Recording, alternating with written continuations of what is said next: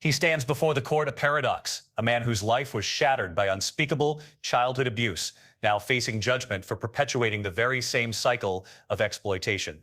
This is Alvin Mendoza, and today is his sentencing. He's already entered a plea of no contest to possessing and trading illicit images of children, but his fate hangs in the balance. His defense is about to argue that his horrific past is not an excuse, but a direct cause, painting a portrait of a traumatized boy who never healed. But the prosecution sees something else entirely, a cunning predator who uses his own victimhood as a shield. They'll argue that his actions, especially the trading of these images and a deeply concerning relationship with a teenager he met online, prove he is a danger that needs to be taken off the streets. With a plea deal capping his sentence at 7 years, the judge must decide, is this a case for rehabilitation or for hard time? Question. Was there an actual plea entered on this case or not? There was in front of Judge Angel. All right. And the reason why I say that is because it doesn't say how the defendant pled. So did he enter a plea of no contest or guilty or what? No contest. Okay. All right. We're going to go on the record. The court is calling 2023 CR 5683 State of Texas versus Alvin James Mendoza. Could I have parties announced for the record for the state? Miranda Correa for the state of Texas. Defense? Defendant Navy for the defendant, Your Honor. All right. And are you Mr. Mendoza? Yes, ma'am. All right. You entered a plea of no contest on October 19th. According to the plea bargain agreement, punishment is to be assessed at a cap of 7 years. The state is proceeding on counts 1 through 3. They waived count 4. The fine is to be assessed at $1,000. The state is opposing your application, and there's to be Chapter 62 compliance. Have both parties had a chance to review the PSI report, state? Yes, Your Honor. Defense? Yes, Judge, I have. Any objections to the PSI report, state? No, Your Honor. Defense? The only thing I would say, Judge, is he's also eligible for deferred probation. I saw that probation said he would be eligible for probation. I'll be asking for deferred. Okay. Any witnesses, state? No, Your Honor, just argument. Defense? Just the defendant, Your Honor. All right. Could you raise your right hand for me, please? Do you solemnly swear or affirm the testimony? With no witnesses for the state, the entire weight of the defense's argument now rests on the defendant himself, Alvin Mendoza. This is a high-risk, high-reward strategy. By putting him on the stand, the defense hopes to humanize him in the eyes of the judge. They need her to see past the clinical charges on the page and connect with the person behind them. The goal here isn't to deny the facts of the case he's already pled no contest, but to build a powerful narrative of mitigation. His attorney will guide him through a story of profound trauma, loss, and hardship, attempting to frame his crimes as the tragic byproduct of a broken childhood. The first questions are direct. Do you take full responsibility, and is there any excuse? He gives the correct answers, but this is just the opening act. The real performance is about to begin. You give will be the truth and nothing but the truth, so help you God? All right. You can lower your hand, and if you'll state your name for the record, please. Alvin James Mendoza. All right. Defense? Thank you, Judge. Mr. Mendoza, before we discuss other factors in your life and your childhood, do you take full responsibility for what you've been charged with here? Yes, sir. Okay. Is there any excuse for your actions? No, sir, there is no excuse. Okay. You apologize to this court, and did you at the time to the investigators when you were arrested? Yes, sir. I apologize to all the victims included in my case. Okay, so you're aware that this is I'm not- sorry. He said including. Oh, and all the victims included in my case. Okay.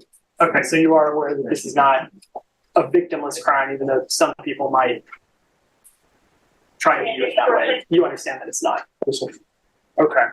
I'd like to discuss your childhood. So, who did you grow up with in your household? My mom and partially my stepdad. Okay. Did you have any brothers and sisters?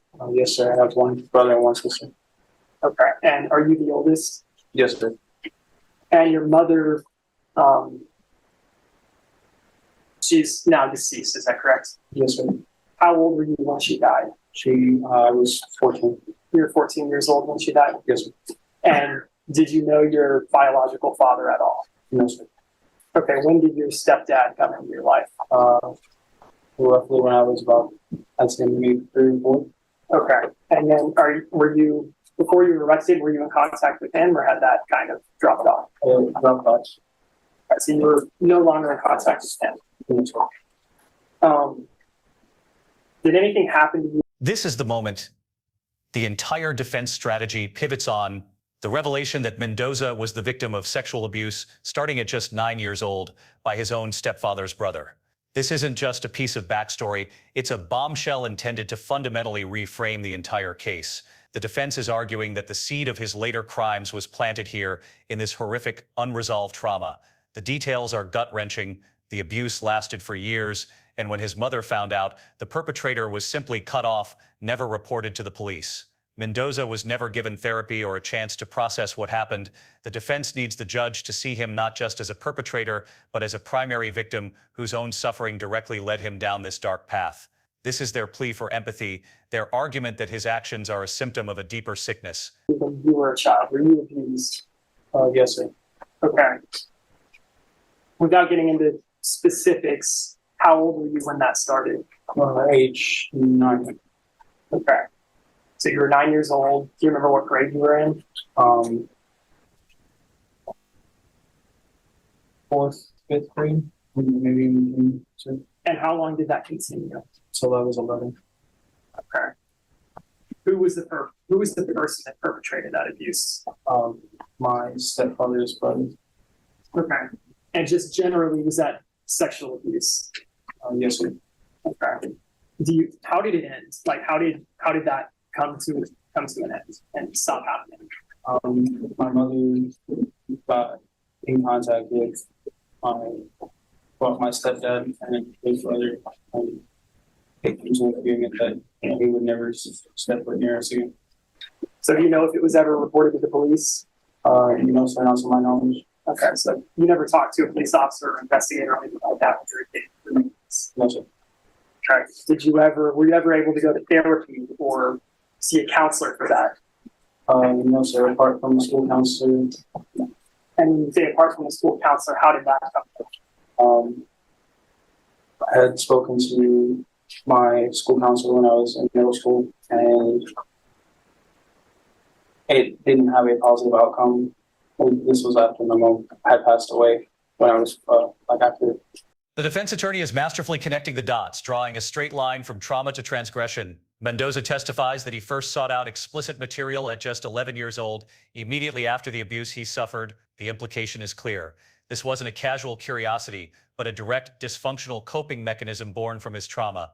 Adding to that, his mother's death at 14 sent his life into a downward spiral. He was forced to start working at 16, not for himself, but to support his family and pay household bills. The picture being painted is one of a young man who never had a real childhood, crushed by abuse, grief, and immense responsibility. He never had the chance to heal, and the defense argues this is precisely why he is standing in court today. They're banking on the judge seeing this as a profound mitigating factor. Roughly about maybe 6 months, and the outcome was that there was a child protective services case opened, and my uncle got involved, and he did not have a positive outlook after that. By uncle, I mean my mom's brother. Was he actually upset that you had said something? Yes. And why was he upset? He was upset because it endangered his, it had opened up a case and endangered him with his son. Okay, so basically he was investigated for neglectful supervision. Yes. Correct. Okay. So the first time you tell anybody other than your mother about this, it's a very poor reaction and nothing really comes about. Is that fair to say? Now, how old were you when you first searched for pornography? 11 years old. Okay. And you would agree that that was well before you were mature enough or ready to understand what that was all about? Yes. And do you believe that that came about at an earlier age due to the abuse that you suffered? Yes. Okay. And so you've never really had a chance to process what happened to you with any counseling or therapy to this day, is that correct? Yes. And so after your mother died, what was your living situation? I lived with my uncle, my mom's brother, and after it was born, more or less a downward spiral of things. We had no utilities at point at some point, saying my mind was more on financial rather than going to school. Okay, did you start working? Yes, sir. Started working at 16. And where did you work? Restaurants. And is that before your arrest, were you working in a restaurant as well? Yes, sir. So basically from age 16 to before you were arrested, you were working in restaurants. Yes, sir. The defense has rested its case, having built a powerful narrative of a tragic victim. Mendoza has been portrayed as a man broken by a horrific childhood, deserving of therapy and a second chance. But now the momentum is about to shift dramatically. The prosecutor rises for cross-examination, and her tone makes it clear she is not buying the story. She's about to dismantle the defense's sympathetic narrative piece by piece. Her objective is to expose the hypocrisy at the heart of Mendoza's testimony and reframe him as a knowing, calculating predator, not a lost soul. The state is ready to argue that his past, no matter how tragic, doesn't excuse his conscious choice to victimize others. This is the counterattack, and it's aimed squarely at Mendoza's credibility and his plea for leniency. And was your salary essentially going to help with the household? This is a devastating blow from the prosecution. After Mendoza admits he knew what he was doing was wrong, the prosecutor lands a critical, emotional, and logical punch. She points out that Mendoza, of all people, has firsthand knowledge of what the children in those images were going through. The argument is brutally effective. His own trauma should have made him more sensitive to the suffering of others, not driven him to participate in it. Instead, he didn't just view the images, he actively stored, shared, and traded them. This transforms him from a sympathetic victim into a hypocrite. The prosecutor is arguing that he weaponized the same kind of trauma he endured, making his actions even more heinous. She's effectively telling the judge that his past isn't a mitigating factor, it's an aggravating one. Utilities and bills for you and your brothers and sisters and living situation. So the money you were making was not just for you to do whatever to support your family. Still a minor. Yes, sir. Okay. If the judge were to give you some form of community supervision, meaning probation or deferred adjudication, would you be willing to do any counseling, therapy, or other conditions that Judge Boyd requires of you? Yes, sir. I would be willingly to be able to follow all of those any stipulations that I'm given regarding counseling classes. Just when you thought this hearing couldn't get more concerning, the prosecutor drops another bombshell. Mendoza is engaged to a 17-year-old girl he met online when she was only 16 and he was 21. While the defense attorney quickly tries to mitigate the damage by establishing that her parents approve and were always present during their one in-person visit, the core facts are incredibly alarming. The judge even interjects to ask how they met, and the answer is online. For a judge presiding over a case involving the online exploitation of children, this is a colossal red flag. It suggests a pattern of behavior and a predatory interest in minors that extends beyond just viewing images. Regardless of parental consent, this detail severely undermines the defense's narrative that his crimes were an isolated result of past trauma. And community service or anything else? Yes, sir. And you would agree to any restrictions on any sort of devices or electronics, is that correct? Yes, sir. Fully. And you With the testimony complete, the stage is set for the final arguments. Two starkly different narratives have been presented to the judge. The defense has painted a tragic portrait of Alvin Mendoza as a product of unimaginable childhood trauma, a man who desperately needs therapy and rehabilitation, not a prison cell. They argue that his cooperation with law enforcement and his expressed remorse show he is capable of change. On the other side, the state has portrayed him as a manipulative predator who understands the pain of abuse yet chose to inflict it on others by actively trading illicit material. They've highlighted his hypocrisy and his troubling relationship with a minor as evidence that he remains a significant risk to the community. Now both sides will have one last chance to convince Judge Boyd which version of Alvin Mendoza is the truth. actually indicated to me that you wanted therapy, you wanted some sort of somebody to talk to because you've never had a chance to process what happened to you. Is that fair to say? Okay. And what, if you were to get deferred adjudication or probation, what plans do you have in the future? My plans are to get a small business degree and open up a food shop and also become a culinary expert. And now, after you were arrested, you were interviewed by law enforcement, correct? Yes, sir. And you cooperated with them fully, is that true? Yes, sir. And you gave them the details of your online account so that they could assume your online identity, is that correct? Yes, sir. And the purpose of that was to grant them access so that they could investigate anyone who was distributing or possessing child pornography. Is that correct? That's Briefly, Yes. Mr. Mendoza, how old are you today? I'm 22 years old. The state's closing argument is a full frontal assault on Mendoza's character and his plea for leniency. The prosecutor argues that he's not taking full responsibility, but rather blaming his past for his criminal choices. She hammers home the most damning aspect of the case. This wasn't passive viewing. He was actively storing, uploading, and trading images, perpetuating the cycle of abuse. She dismisses the idea that his own abuse is a valid excuse, stating that countless victims do not go on to commit similar crimes.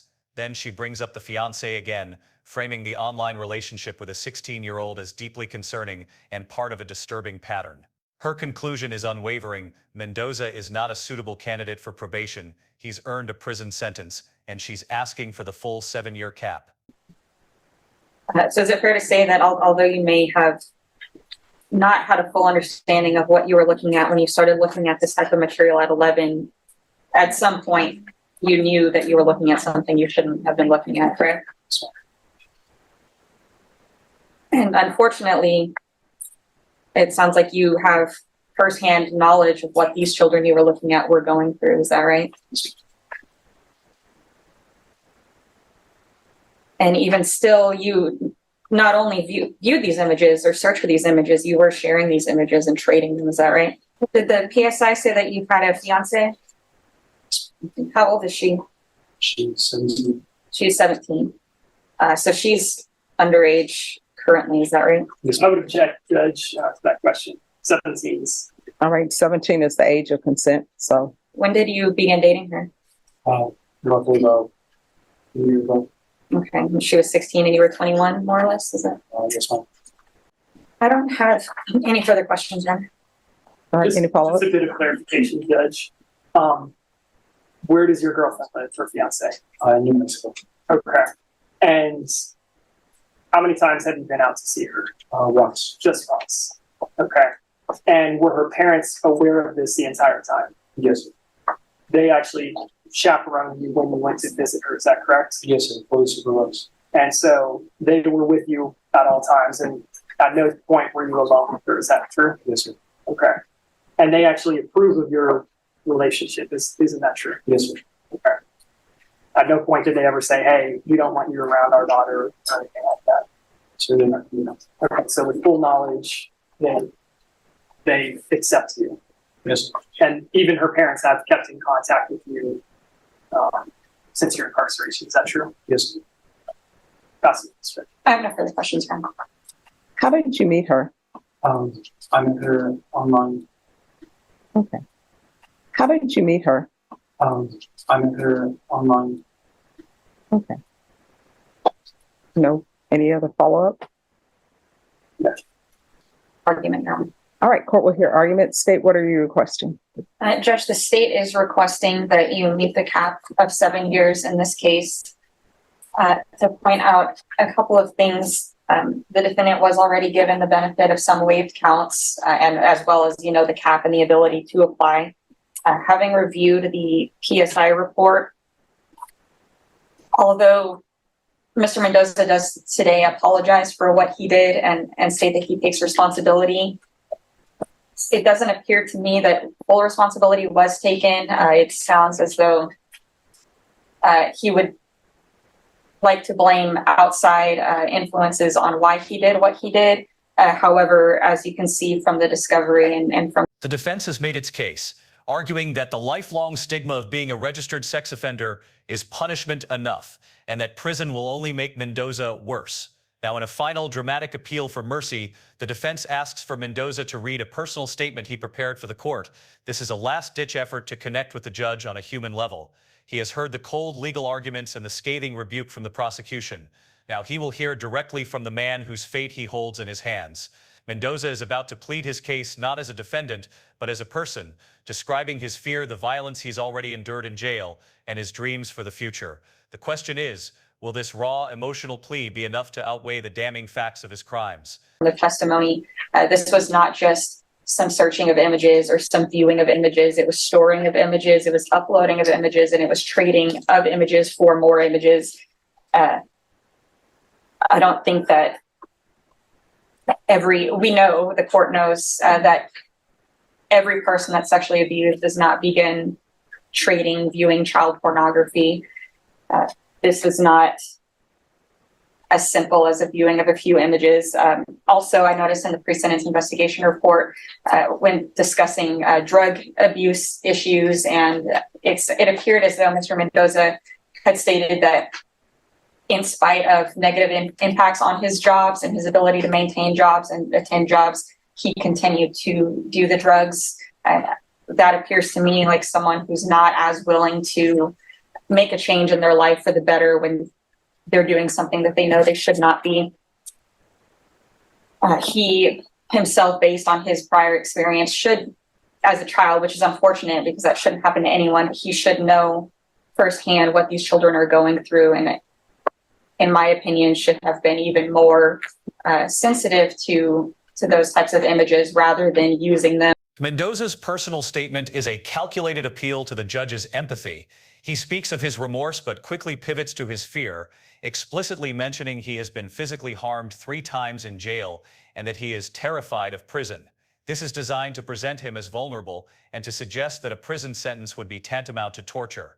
He frames his request for probation as a path to healing and becoming a successful member of society, contrasting it with the violence of incarceration. He reaffirms his willingness to comply with any and all conditions. It's a powerful performance, but the judge has remained stoic.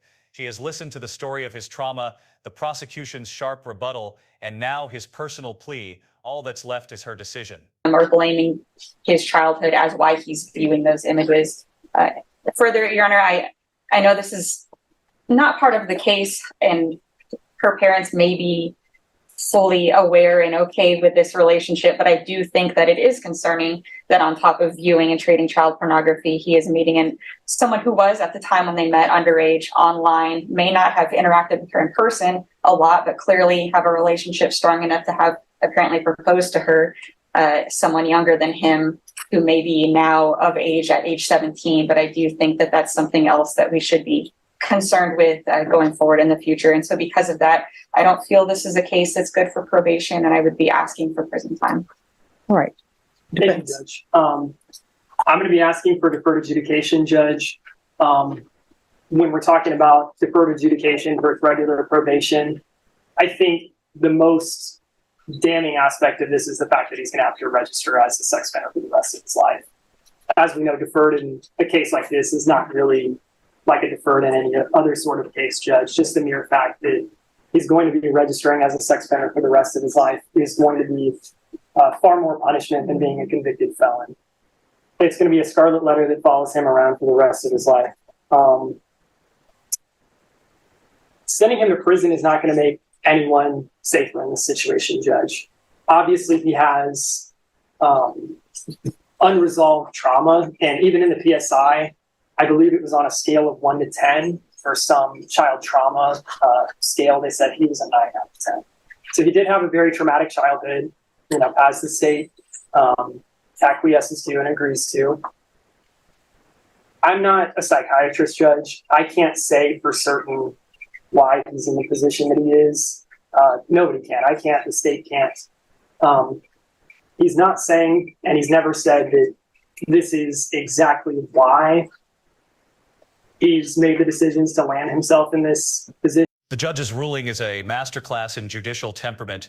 She begins with a profound expression of empathy, acknowledging Mendoza's trauma and condemning the violence he has faced in jail. She explicitly states that people should be able to do their time in peace and work on themselves. For a moment, it sounds like she might be leaning toward probation, but then she pivots and her focus becomes razor sharp. She looks at Mendoza and says, "My concern in your case is the trading. That's a problem." In that single sentence, she cuts through all the mitigating arguments and personal pleas. She identifies the one action that crosses a line from passive consumption to active participation in the marketplace of abuse. She has acknowledged his past, but she is about to sentence him based on his actions. But we can't ignore it, and I think it has to be some sort of a factor. He's, like I said, him going to prison is not going to make anybody safer. He's a very young man. He was just, above. He was just a few years when this investigation started from actually being a minor himself. I believe he was 19 or 20 years old.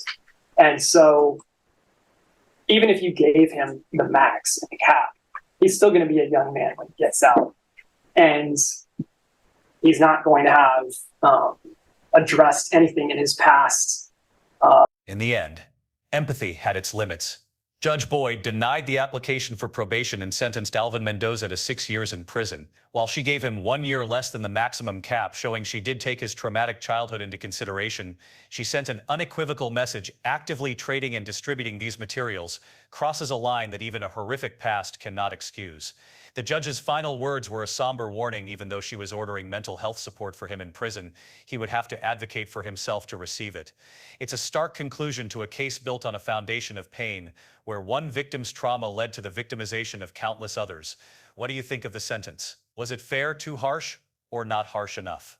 Let us know your thoughts in the comments below, and subscribe for more courtroom breakdowns. To become a better person. I think what he needs and is absolutely willing to do it is any sort of the standard counseling that they have, any sort of therapy judge to process the trauma that he went through as a child and understand the decisions and steps that led him to this position.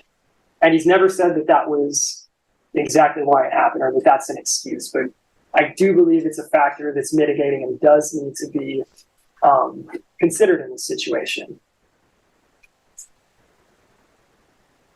He cooperated fully with law enforcement, Judge. I would take it as a grain of salt. Anything in the PSI that appears to be Mr. Mendoza minimizing his guilt, and because there is that bit on the PSI that says this is just a summary, this is not a word for word situation. Every time I've met with Mr. Mendoza, he's never minimized his guilt in any form, and his plan is not to minimize it here with you today. Like I said, he cooperated with law enforcement. He gave them all the credentials to his online accounts so that they could assume them for further investigations.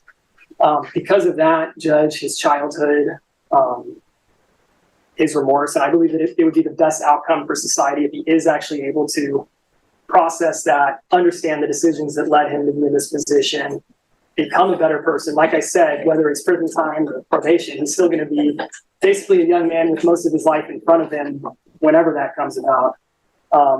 So we're asking for deferred adjudication, and actually my client prepared a statement for the court if you would give him the opportunity to read that to you. Sure. Any objections? No.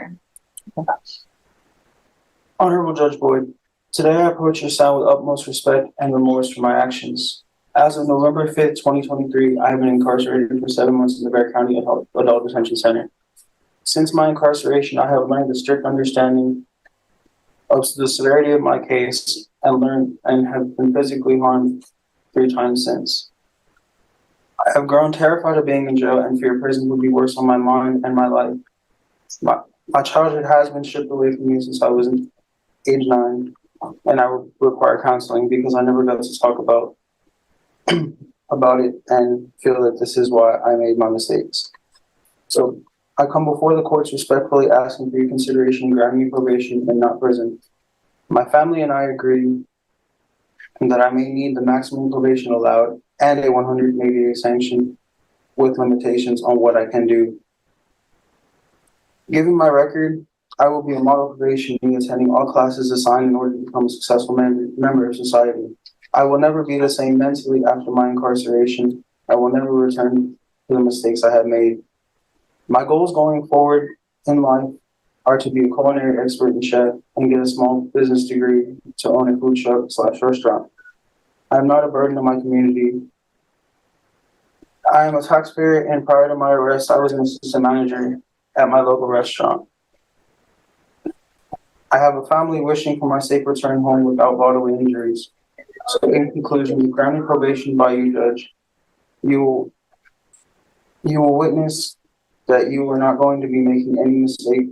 I am in full agreement for mental therapy / counseling classes and other stipulations that may be added, but they will be followed to the T and fulfilled with great expectation. Thank you, Judge, for listening to my statement. All right, thank you. All right, Mr. Mendoza, I want you to know that I always read everything. I'm not the one who accepted this plea, but I did read over the stipulations and everything, and I have listened to the argument of your attorney, listened to the argument of the state, and understand your trauma and what you've gone through. So when people stand before you, you never know the trauma they've been through and what has gone on with their life. So we should really try to be more understanding and sympathetic and not just fly off the handle and say, oh, what a horrible person. Or, you don't know where they've been. That when people go to do their time, be it at the Bexar County Jail or if it's at prison, they should not be subjected to violence, because the answering for those charges are what happens in court. The prison is just the conclusion or the result of that, where you do your time. And people should leave people alone, and people should not be attacking people at the Bexar County Jail or at the prison. People should be able to go to the prison, go to the jail, do their time in peace, and hopefully learn what their triggers are, hopefully address the traumas that are in their life. But the problem is when people go to the Bexar County Jail and when people go to prison, everybody, well, not everybody, some people are at the jail and at the prison dealing with their own traumas, and their own traumas present themselves and attacking other people. It presents themselves and not knowing the normal way that things should run in society, or the helpful way that things should run in society. Then you have some people who are at the jail, some people are at the prison. They're just people who sole entertainment in life, their sole purpose that they see in life is just to prey upon others.